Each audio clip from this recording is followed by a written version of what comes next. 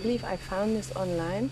There are two common threads in your films. They focus on the family, and the protagonist must deal with personal crises while facing extraordinary events. What's the thing about this combination of elements that likes you? Thank you for pointing that out. I think it's that let's if the movies are a parable, that for me, that they're just, if trying to work out something, um, the event, the kind of the supernatural event, whether it's aliens or ghosts or time moving extremely fast, is just the crisis that helps you get over your personal crisis and gives you an answer in some way. I guess in the format of storytelling, I think we take in information through stories. That we create a structure, and that's how we take in information, and the idea of what is important in life, or what are the values you need to hold on to, is best told through a very kind of trying test, a very difficult crucible to go through. And so my movies are science fiction or fantasy or supernatural versions of talking about the journey of faith, or the journey of figuring out what's important. And you have mentioned that you don't make horror. When you write, is to imagine that very worst things and then ask yourself if you will survive them as a human being emotionally. When you come back out on the other side, can I be stronger for that experience? That is the thing that you said. And I found that a very, very beautiful, and it reminds me a quote from Haruki Murakami. When you come out of the storm, you won't be the same person who walk in. That's what the storm is all about. What experience as a filmmaker in your career made you stronger?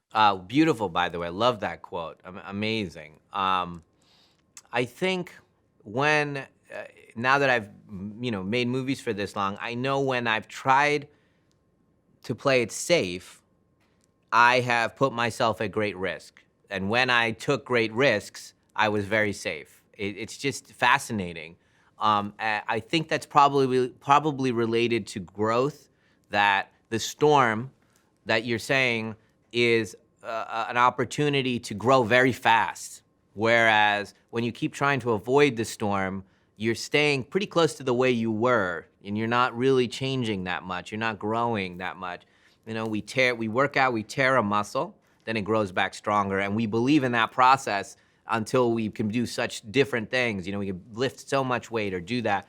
But that's psychologically as well, that also happens. Your mind is learning and making neural pathways in that same fashion. I don't understand. I don't know how to deal with this. And you build stronger neural pathways to deal with the next problem or solve the thing. And so the storm we think of as a bad thing, but it's opportunity for great change. Whoa! Who would leave this? From the hotel! They're so rusted! What's happening? Found stuff from the hotel in the sand. And you also have mentioned before that part of the process of writing a screenplay is that you want to make a particular movie, but the movie does not want to be that. Yes. What is the case with Old, even though it's an adaptation, and how many drafts did you make it with Old? That's a great question. I think it was I tend to do, my shortest ones would be, the shortest one I ever did was Signs, which was 6 drafts. 6 or 7 drafts. And then the most is usually like 10 to 13 drafts, somewhere in that. That would be, this was more in that 11 draft range. It was on the higher end, but most of them have been on the higher end that way. The thing that changed the most in the screenplay was the relationship from the mystery at the beginning to when they realize they can't get off the beach. How quickly does that happen from when the mystery is, they realize that something bad is going on, till when they realize they can't get off the beach. That's the thing that changed the most during all the drafts of the piece. But the third act almost kind of stayed similarly on that beach. Guillermo del Toro and Alfonso Cuarón once said during a conversation, limitations can be liberating. And you have that philosophy too, that limitations really make you hear yourself. But I wonder, do you see yourself shooting a big budget movie in the future? Because in the industry, we have a few cases in which the filmmakers get almost total creative control, such as James Gunn with Suicide Squad or Christopher Nolan with his movies. Yeah, I don't aspire for it. I don't, that's not my thing that I wish I could get somebody to give me $100 million to make a movie or $200 million to make a movie. That doesn't excite me. Partly because I don't tell stories with that kind of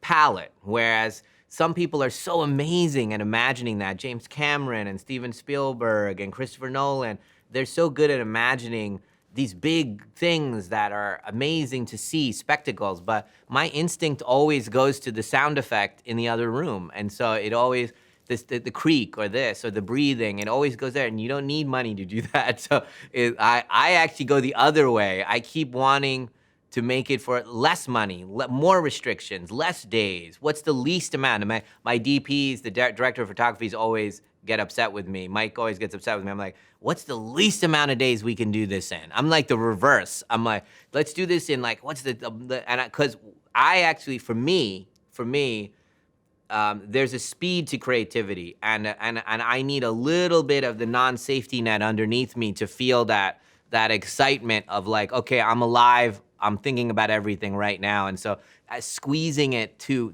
its tightest form is, for me, the way to tell stories. Mom, I'm right here.